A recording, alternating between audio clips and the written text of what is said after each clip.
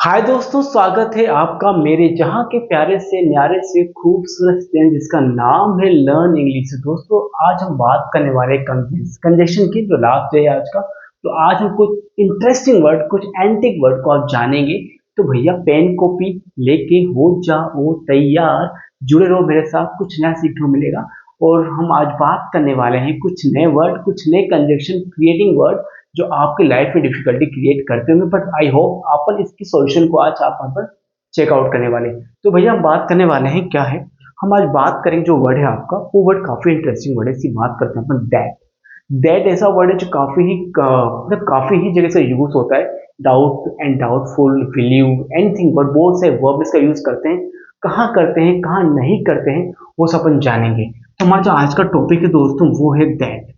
ठीक है। तो दैट कंजंक्शन की बात करें तो दैट कंजंक्शन का यूज है क्या और इसके मेकिंग पर्पस क्या है। तो जहां इसकी बात करें तो फर्स्ट यूज होता है, एक तो फर्स्ट होता है पर्पस, मतलब बात बोली मैंने, पर्पस क्या उद्देश्य है आपका, उद्देश्य के भाव में भी इसका यूज करते हैं। दूसरा है आपका रिजल्ट। ठीक है, रिजल्ट क्या है आपका। तो दो केस में आपका दैट का यूज करते हैं। फॉर एग्जाम्पल देखो यहाँ पे, वी ईट फूड, ठीक है, सो दैट, ठीक है, वी में अलाइव। तो यहां डेट यूज करें ताकि, ठीक है, हम बात करें उद्देश्य, हमारा उद्देश्य यहाँ खाने का है, we eat food so that that we में अलाइव। हम यदि खाना खा रहे हैं जीवित रहने के लिए, तो ये हो गया आपका उद्देश्य के पर्पस में बात कर रहे हैं, अपन डेट का यूज कर रहे हैं। तो कंजक्शन वर्ड की जब बात करो आप, जब दो सेंटेंस को आप जोड़ रहे हो बच्चों, तो बस ये याद रखो कि आपका उद्देश्य क्या है। उस सेंटेंस में उद्देश्य क्रिएट होगा, कुछ रिजल्ट होगा, उसका रिजल्ट मतलब क्या, उसका रिजल्ट आने वाला है। तो उस केस में अपन दैट का यूज कर सकते हैं। ये फर्स्ट कंडीशन, दो this is your first condition for that. तो ये दैट की फर्स्ट कंडीशन है जहां पे हम दैट का यूज कर रहे हैं फॉर कंजक्शन के लिए। तो ये याद रखना, पर्पस और रिजल्ट हो कोई चीज का, तो इस केस में अपन दैट का यूज करने वाले हैं। ठीक है ना। तो ये हो गया आपका। अब अपन चलते हैं आगे। तो सेकंड केस यहाँ पे क्या है वो देखो आप। ठीक है, फर्स्ट केस तो है ये। अब सेकंड केस में बात करते हैं, यदि आपने ग्रामर का टॉपिक है, ग्रामर का टॉपिक है जिसका नाम है नरेशन, डायरेक्ट इनडायरेक्ट, उस केस में आप डेट यूज करते हैं। ठीक ना। तो उस केस में क्या है देखो, है ना, यदि आप बात कर रहे हो, यदि आप डायरेक्ट सेंटेंस को चेंज कर रहे हो इनडायरेक्ट में, यदि आप डायरेक्ट सेंटेंस को चेंज कर रहे हो इनडायरेक्ट सेंटेंस में, तो इस केस में क्या करोगे, आपको डेट का यूज करना पड़ेगा। दो सेंटेंस को जोड़ने के लिए आपको डेट का यूज करना पड़ेगा, है ना। फॉर एग्जांपल देखो यहाँ पे, सपोज करो यहाँ पे, जैसे बात करते हैं अपन डायरेक्ट की बात करें, तो डायरेक्ट सेंटेंस यहाँ पे कैसे बोला आपने, जैसे बोला यहाँ पे, सपोज करो, ठीक है, बात करते हैं अपन, रमेश सेड टू, ठीक है, महेश। ठीक है, तो ये है आपका रिपोर्टिंग स्पीच की बात कर रहे हैं अपन। सेंटेंस या ये टॉपिक आपने देखा होगा रिपोर्टिंग स्पीच का, इसको बोलते हैं क्या, subjective, reporting verb and objective. ठीक है, अब बात करते हैं क्या बोल रहा है आपका, कि ही लव्स क्रिकेट। ठीक है, तो दो सेंटेंस को जोड़ना है आपको। तो इस केस में क्या, ये तो डायरेक्ट बात बोली गई है। डायरेक्ट इनडायरेक्ट मीन्स क्या होता है कि दो व्यक्ति की जो बीच में जो कम्युनिकेशन हो रहा है, उस बात को आप तीसरे पर्सन से शेयर करना, वो होता है इनडायरेक्ट। ठीक है, इसमें आपको बता रहा हूँ इसके बारे में, और आप मेरी बात किसी और से कहोगे तो वो इनडायरेक्ट हो जाएगा।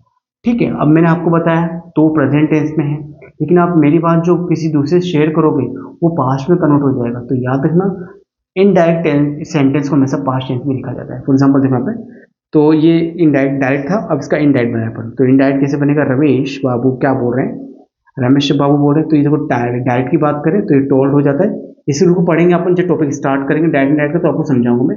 और यहाँ पे इनवर्टेड को हम हटा करके रहेंगे दैट। ठीक है, और यहाँ पे आपका टेंस भी चेंज होगा। तो यहाँ पे ये जो प्रोनाउन थर्ड पर्सन में चेंज नहीं होता, और ये टेंस हो जाएगा आपका लव, ही लव्ड क्रिकेट। ठीक है, ये बात बोली गई यहाँ पे। तो ये बात आपको याद होनी चाहिए कि डायरेक्ट को इनडायरेक्ट में चेंज करते वक्त हम यहाँ दैट का यूज कर रहे हैं, पर्पस और रिजल्ट के अपन दैट का यूज कर रहे हैं। ठीक है, राइट करो, लिखो लिखो लिखो, तभी समझ में आएगा। सेंटेंस को समझो, ठीक है। चलो ओके, अब हम बात करने वाले हैं डेट के लेके, ठीक है। तो यहाँ डेट और की एक और कुछ केस हैं, वो देखते हैं क्या है। तो अब इसको उतार लो पहले, फिर चलते हैं अपन।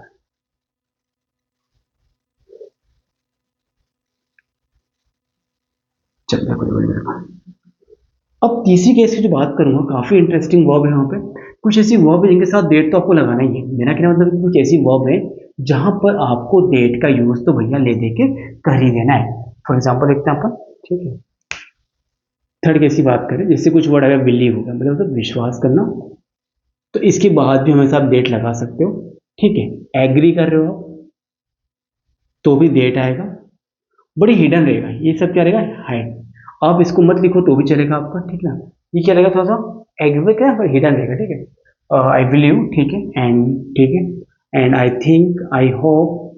पहले आई होप लिखता हूँ सर, है ना, आई होप, फिर थिंक, फिर सजेस्ट या सपोज, ठीक है। तो इनके बाद हम डेट का यूज करेंगे, ठीक है। करो या ना करो दोनों केस बराबर है। इन वर्ब के बाद आप डेट लिखो या ना लिखो तो भी आपका सेंटेंस करेक्ट माना जाएगा। फॉर एग्जाम्पल देखो, ठीक है ना। जैसे आई आई विल लिव, मुझे विश्वास है, ठीक है। आई विल लिव, अब यहां इसको डेट लिखो या मत लिखो, I will live, he will come soon. अब यहां डेट लिख भी सकते हो, कोई दिक्कत नहीं है, नो लिखो तो भी चलेगा। अब यह इसको लिखना ना लिखना दोनों आप पे डिपेंड करता है। तो ये कंडीशन, इन वर्ब के बाद आप डेट का यूज कर सकते हो, ठीक है। ये है आपका रूल नंबर थर्ड, ठीक है। बट इस केस में क्या होता है, अपन डेट को उतना हाईलाइट नहीं करते हैं, है ना, इसको उतना हाईलाइट करते नहीं है। बट ये कहने का इसका मीन्स यहाँ पे ऑटोमेटिक क्रिएट हो जाता है बाय डिफॉल्ट, ठीक है। उतारो इसको,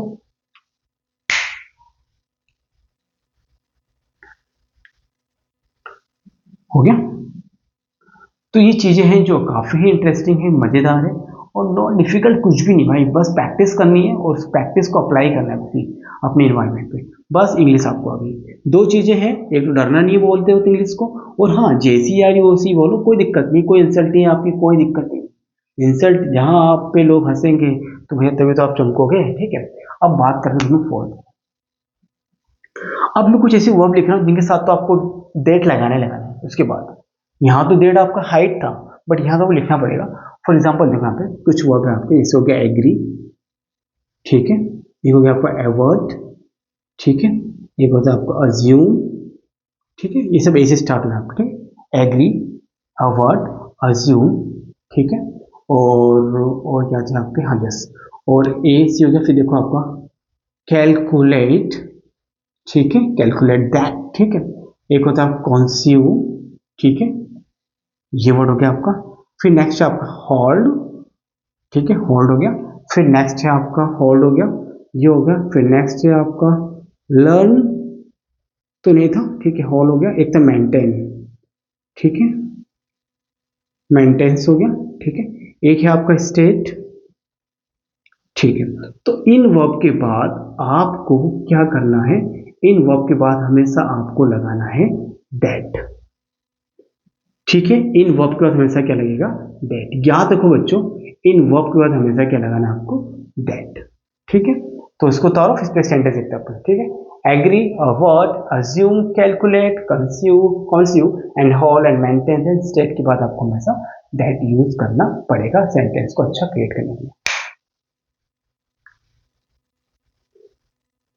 ओके। चलिए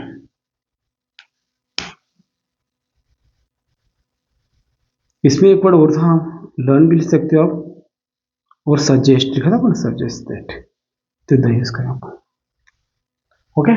तो अब इस पे अपन देखते हैं, सेंटेंस बनाते हैं, करते हैं। और वीडियो से कितनी हो चुकी है अपनी, चेकआउट 3 मिनट हो चुका है, तो मुझे वीडियो को मैं साथ लेके चल।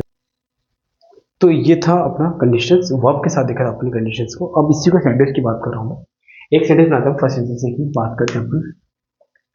आई एग्री, ठीक है, दैट, ठीक है, your proposal is very good. तो डेट लगाना पड़ेगा, ठीक है, यहाँ पे डेट लगाना पड़ेगा। I agree that your proposal is very good. तो इन वर्ब के साथ आपको डेट यूज करना पड़ेगा। सेंटेंस को बनाओगे तो डेट यहाँ पर इनके बाद आपको लिखना पड़ेगा और उद्देश्य क्या, आपका उद्देश्य क्या, इसका रिजल्ट है, ठीक है, रिमेंबर दैट, उद्देश्य रिजल्ट, ठीक है। तो ये कंडीशन आपको याद होनी चाहिए। हम बात करते हैं कुछ अदर सेंटेंस की बात करें तो आप इसको राइट डाउन करो सेंटेंस को, ठीक है। एंड आप सेंटेंस बना सकते हो, आई लर्न दैट, ठीक है, मैं पढ़ता हूँ, आई रीड करता हूँ ताकि I will get good job, anything else you can create. हाँ, so let's go and let's see what will be next sentence in next rule. तो देखो नेक्स्ट में यहाँ पर क्या है दोस्तों, ये तो पढ़ा अपन ने। अब बच्चे कुछ कंफ्यूज होते हैं दैट और वेदर को लेके, तो इसका मेन समझते हैं क्या होता है, बात करते हैं, ठीक है। तो हमने भी सीखा यहाँ पे सेंटेंस को। अभी कुछ लोग कहते हैं भैया दैट लगाएं या वेदर लगाएं, तो उस केस में क्या करना है बच्चों आपको, हम बात कर रहे हैं दैट, दैट और वर्सेस वेदर, ठीक है। अब होता है क्या, जो वेदर यूज करते हैं वो करते हैं अपन चॉइस के लिए, ठीक है, एंड अफर्मेटिव सेंटेंस के लिए, ठीक है। यहां पे आपको डाउट होगा एंड डाउटफुल, दोनों केस में आप यहाँ पे डाउट और डाउटफुल वाले केस में चॉइस के शर्त में आप अफर्मेटिव सेंटेंस में भैया क्या लिखते हैं आपने एक साथ देखो, बात करो। जो वेदर है इसका अर्थ है चॉइस, दो सेंटेंस में दो लोग चॉइस के संदर्भ में इसका यूज करते हैं, we can use and for choice, and affirmative sentence होना चाहिए दूसरा, और डाउट और डाउटफुल दोनों कंडीशन है ना। यहाँ पर चॉइस है, डाउट आपको डाउटफुल, और अफर्मेटिव सेंटेंस होना चाहिए, उसमें आप यूज करेंगे वेदर। डेट यूज करेंगे अपन डाउट और डाउटफुल वाले कंडीशन में आप कर रहे हो, ठीक है।